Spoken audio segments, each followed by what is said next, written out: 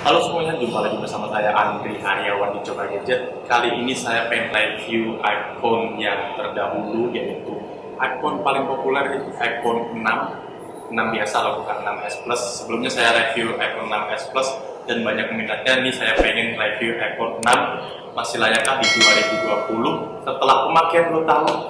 Ayo kita cek videonya selengkapnya berikut ini. Yang pertama saya bahas yaitu bodi iPhone yang kokoh serta terbuat dari metal, tetap paling nyaman digenggam dan dipakai untuk aktivitas sehari-hari. Bodi iPhone juga menjadi trendsetter untuk HP keluaran terbaru Android yang hampir rata-rata kita temui mirip dengan penampakan iPhone.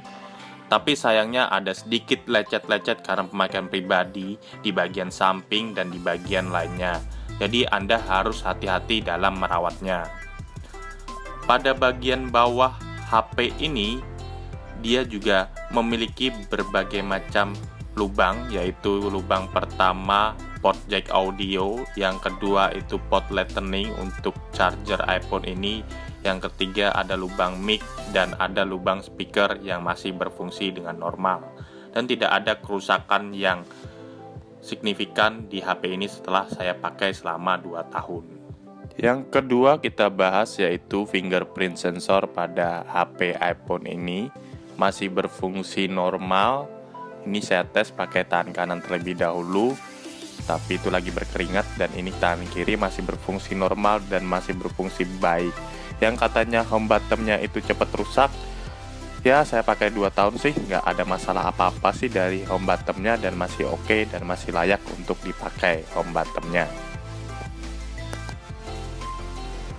Setelah saya coba bertahun-tahun untuk pakai HP ini, ya nggak ada keluhan yang banget sih, cuma iOS-nya aja yang nggak update ke iOS 13. Bahkan sekarang iOS iPhone 11 itu sampai iOS 13.3. Ini baru iOS-nya baru sampai iOS 12.4. Jadi nggak dapat updatean terbaru dari iPhone 11, dari iPhone-nya atau dari Apple-nya. Mungkin kita disuruh beli yang di atas ini, yaitu iPhone 6s Plus yang bisa update di 13, atau iPhone 7 Plus itu di harga 7,5 juta di Erafone atau iBox juga yang garansi resminya. Jadi kalau pengen update, ada yang nanya sama saya seperti ini, Bang, bedanya apa sih antara iPhone 6 dengan iPhone 6s Plus? Ya perbedaannya cukup signifikan, di antaranya iPhone 6 itu masih memakai RAM 1 GB, sedangkan iPhone 6s Plus itu sudah memakai 2 GB. Dan Apple-nya atau chipsetnya itu sudah A9, sedangkan di sini masih A8. Jadi perbedaan di sistem operasi dan RAM-nya dan layarnya. Di sini layarnya masih pakai 5 inci, kalau iPhone 6s Plus itu sudah lebih besar, yaitu 5,5 inci. Jadi untuk ukuran layar lebih besar wajar lah kalau harganya lebih mahal dan lebih oke. Untuk konektivitasnya atau untuk ya perpindahan aplikasinya ini ya sama-sama aja sih, cuma akan terasa lebih smooth di 2 GB dibandingkan 1 GB. Dan saya nggak bisa nampung banyak aplikasi. Sini sudah ada aplikasi edit video, ada aplikasi yang online shop dan lain, itu sudah cukup banyak sih bisa ditampung. Tapi ya ada kendalanya sedikit, kadang RAM 1 GB ini kalau terlalu banyak aplikasi, jadi kita buka aplikasi ini cukup lama loadingnya. Jadi ya wajar lah, RAM 1 GB loh, pengen yang cepet banget ya nggak bisa lah. Kalau di RAM 2 GB Apple itu cukup oke dan cukup keren lah kalau untuk processing aplikasi dan lain sebagainya. Untuk tombol shortcut di iPhone ini cukup oke dan cukup enak untuk setting segala macam, dan di sini ada tombol screen recordernya, jadi kita nggak perlu aplikasi lagi. Ya, untuk kamera depannya itu masih 1,2 megapiksel. Walaupun 1,2 megapiksel dia cukup oke sih untuk selfie atau untuk sebagainya. Nih kita lihat aja untuk selfie.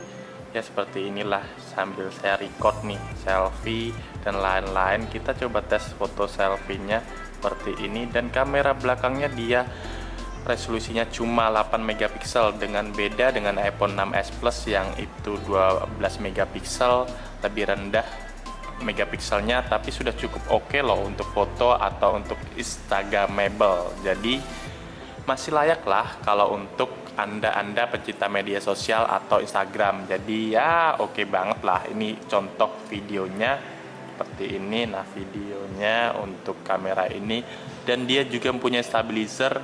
Dan perlu Anda tahu, untuk review-review saya sebelumnya itu menggunakan kamera dari iPhone 6 ini sebelum saya beli kamera Sony ini. Jadi jangan kaget loh, untuk iPhone ini bisa dibuat untuk konten kreatif juga, untuk YouTube dan sebagainya macam untuk reviewnya. Dan ya kalau budget Anda cuma 3 jutaan pengen beli iPhone, sebaiknya beli iPhone resmi. Kalau budget Anda lebih banyak 5 jutaan, belilah iPhone 6s Plus. Kalau ada 7 jutaan, ya saya rekomendasi iPhone 7 Plus yang baru, promo dan lain sebagainya. Oke, untuk game Free Fire, dia menurutku sih masih lancar aja, tapi nggak direkomendasikan untuk game ini. Ya ini cuma sekedar simulasi aja sih yang saya ambil videonya. Untuk bermain game lebih baik Anda upgrade ke iPhone yang lebih tinggi, yaitu iPhone 6s Plus atau iPhone 7 Plus yang RAM-nya 3GB biar lebih lancar. Kalau ini masih ada nge-lag dikit lah untuk iPhone 6. Jadi tidak direkomendasikan sih untuk bermain game Free Fire.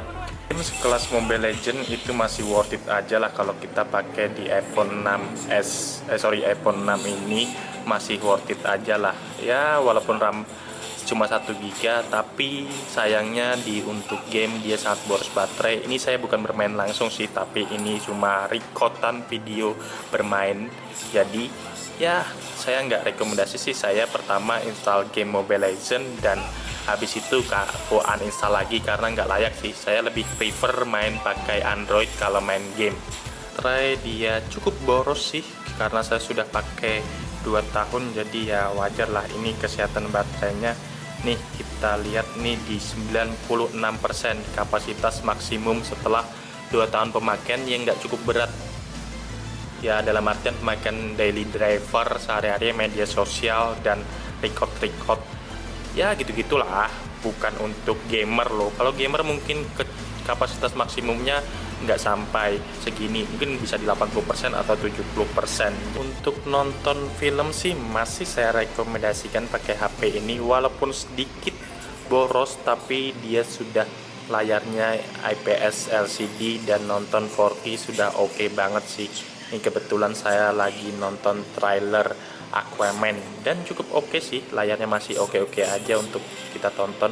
Tapi ya kecil lah dibandingkan layar HP Android lainnya atau kompetitornya. Ini cuma 5 inci tapi masih worth it sih kalau saya kan nggak suka HP yang gede-gede. Dibandingkan HP yang layar gede itu sangat susah untuk dikantongin atau di dalam saku.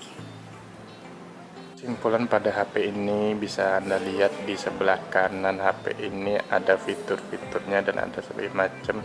Anda bisa lihat sih spesifikasi singkatnya, jadi Anda tahulah apa-apa aja yang perlu di HP ini dan apa-apa aja. Nah jadi HP ini masih worth it nggak di 2020 menurutku sih, kalau buat media sosial atau buat yang daily driver yang ya Anda bukan pencinta game masih worth it aja. Tapi kalau Anda pencinta game lebih baik Anda beli yang Android dengan 3 jutaan. Anda bisa dapat RAM 4GB atau mungkin RAM 6GB dan Androidnya sudah cukup oke.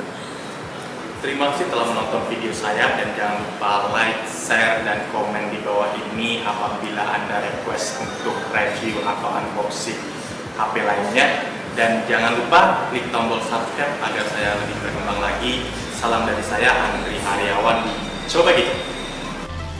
Ya inilah adalah hasil video di iPhone 6 biasa. Masih cukup layak sih kalau kita di hari biasa atau cahaya yang lebih terang. Tapi kalau di low light saya tidak rekomendasikan untuk rekam dari iPhone 6 ini.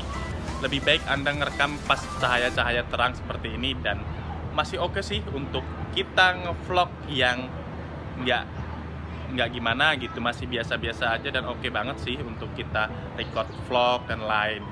Dengan kamera 1,2 megapiksel sudah cukup oke.